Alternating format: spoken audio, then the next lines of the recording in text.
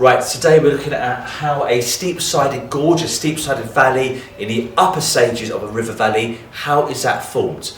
Now essentially a steep-sided gorge is formed by a waterfall, a point where water falls vertically. That waterfall erodes backwards up the river valley.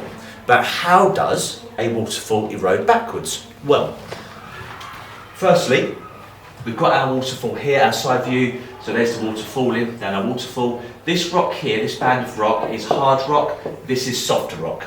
Now down here in the plunge pool area, where water's much more turbulent, we're going to get a lot more erosion. This will be hydraulic action, this will be abrasion, the types of erosion. Now of course, over time, this softer rock will erode backwards. So let's go through to number 2. There's our water, here's our hard rock, and here's our soft rock. Now we can see here that the soft rock, due to erosion, has been eroded backwards, and we've now got this overhang of hard rock. But of course, there is nothing here now to support the weight of this harder, more resistant type of rock. So only one thing can happen eventually. Let's go to number 3.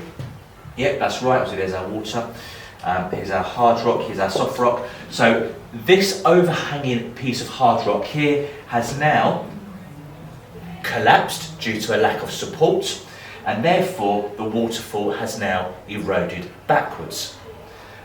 This means that the soft rock here will now continue to be eroded once again. And obviously what we're looking at here, number 4, quite simply, is this dotted line here is showing the original position of the waterfall, just to illustrate that it's moved back up the river valley. Now, as this happens, as it's eroding back up the river valley, the sides of the river valley are being carved out, and that is the steep-sided gorge.